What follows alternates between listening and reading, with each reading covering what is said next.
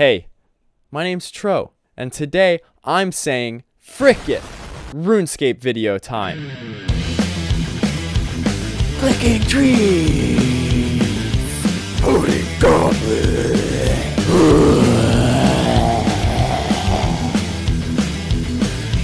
Alright, let's just get right into the video then.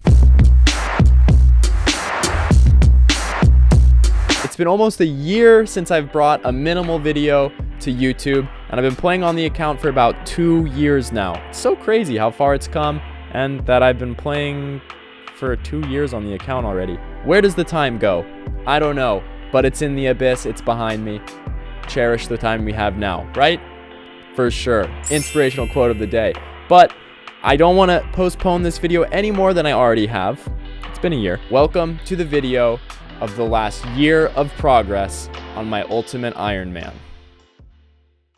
In the early winter of 2019, Mniml had 699s, mining, smithing, woodcutting, thieving, and his most recent skill, farming. He also had very minimal quests and diaries completed. At that point, the main focus of the account had been training non-combat skills, more so for my own personal enjoyment than practicality. But in the last episode of Maxing Mniml, the account had just taken its first steps towards entering the big dog alpha Chad world of Slayer, bossing, and combat skills. By partially completing Monkey Madness 2, Mniml had unlocked Crux Dungeon, where he would eventually throw 13,000 Champas, rocketing him from roughly 80 range all the way to nearly 90, making it out alive by the grace of his Ring of Life. Distracted for a second, and I no longer have a Ring of Life because I used it to not die. Mniml was getting stronger. My muscles are getting bigger. With potions being an essential part of player versus monster, the next step was to get 81 Herblore, arguably the slowest and most painstaking skill to train on Ultimate Ironman, especially because of the tax it puts on your inventory space. But Mniml had a plan. After nearly 6 months of collecting Guams, Marintills, and putting off completing Lunar Diplomacy, Mniml had levels 63 to 76 Herblore all ready to go. After knocking out the quest prereqs, he jumped into the infamously tedious Herblore method, Lunar Herblore. This is the Lunar Herb method. It starts here. So I use the kindling on here, right? Is that how it works? And then drop the kindling. All right, guys, we only need to go through this dialogue 6,300 times. Very chill. High octane content. We're doing it, boys. Welcome to Lunar Herblore. After 30 hours of gameplay spread across 4 to 5 days, 76 Herblore had been achieved, leaving only 5 more levels before unlocking Ceradome and Bruise. After completing Lunar Herblore, Mniml ran countless agility laps whilst threading in farm runs to stockpile Renars for prayer potions and Aventos for stamina pots. Well, I've just got 77 Herblore by cleaning herbs. That's pretty dope. Amidst all of this, to increase the account's transportation capabilities, Ichlurin's Little Helper and Rat Catchers was completed to gain access to stew boosts, granting the potential for a +5 level boost to construction. This would take Mniml's level temporarily from 80 construction to 85, which would allow the creation of fairy rings in his POH. Oh, the -4. Last attempt. 3.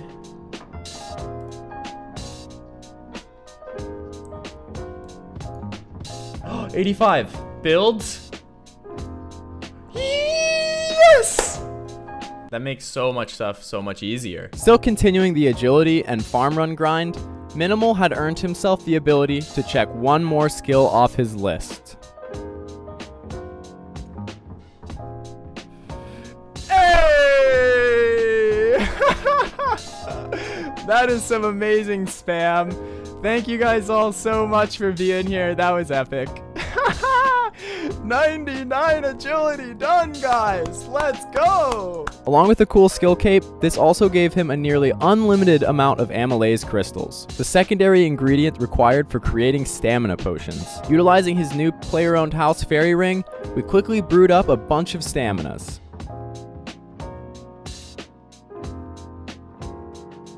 Since we had so many stams, I wanted to put them to use somewhere, so I tried my hand at the Arceus library, where I got myself to 68 rune crafting.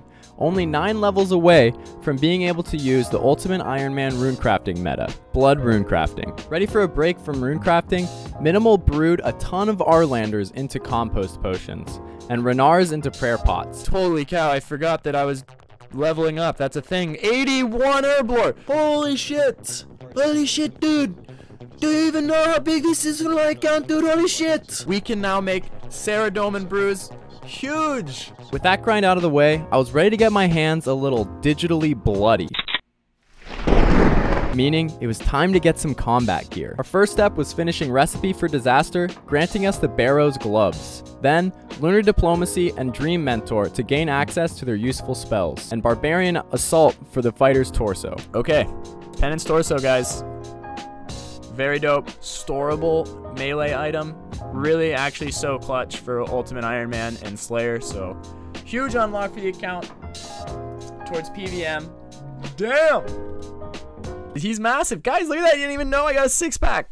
Y'all didn't even know it. And ultimately, this gave us the confidence for Mniml's first boss battle, Calphite Queen. Killing the Calphite Queen is required to complete the UIM Essential Desert Hard Diary. This diary unlocks the ability to turn noted herbs into unfinished potions, which will reduce the amount of time it takes to make most potions by around half, because you no longer have to combine the herbs with the vial of water. Instead, that step is already done for you. Not to mention, it also unlocks a teleport option on the Camulet that would bring Mniml very close to the Ancient Altar, making switching spellbooks for burst tasks in Slayer much more quick. Taking nearly 30 minutes using a flinch method, the Queen was killed, leaving only one remaining task, barring completion of our Desert Hard Diary. Slay a Dust Devil in the Desert Cave with a Slayer helmet equipped. Little did I know, this task would start the next and current chapter of Mniml's progression, the Slayer Grind. Unlocking the Slayer Helm requires 400 Slay Shop reward points and a black mask. Since I can't be asked to Turiel point boost, the fastest way to complete tasks would be using the Ancient Spellbook and bursting large groups of monsters at the same time. With a lot of luck at Barrows, I had managed to grab myself the Aram's robe top, offering a great magic bonus, but the strength of this robe would cower in fear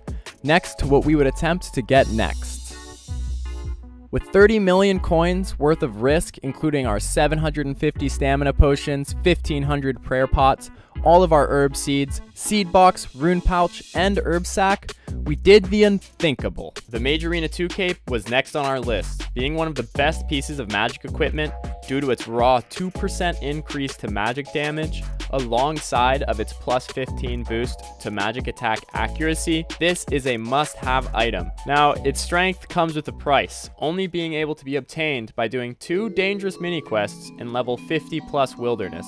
So for those of you who aren't familiar, that means people 50 levels above me and 50 levels below me can kill Mniml. So with all my items at stake, I teleported into the wilderness and set course to get the cape. I'm going to be putting a full video out on the actual experience of getting the Mage Arena 2 cape because it was really fun and really scary. In the time frame of starting Mage Arena 1 to Mage Arena 2, so much happens that I'm going to do a completely separate video on that experience.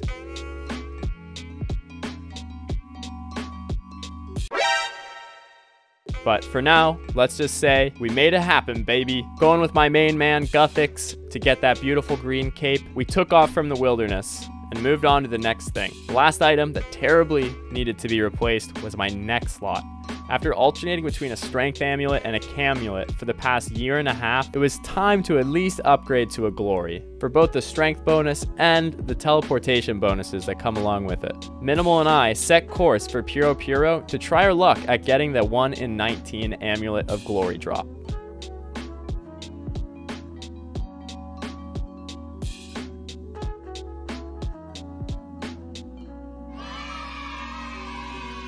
With some insane luck, our second imp gave us exactly what we were looking for, with 3 noted glories.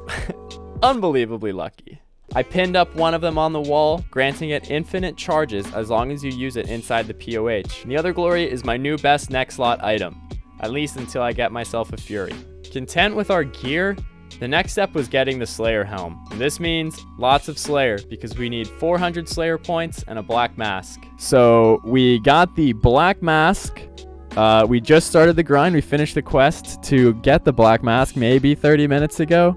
Maybe. So I'm gonna check the KC here to see how many it took to freaking get this little bitch. Cave Horrors. 80 KC. 80 KC.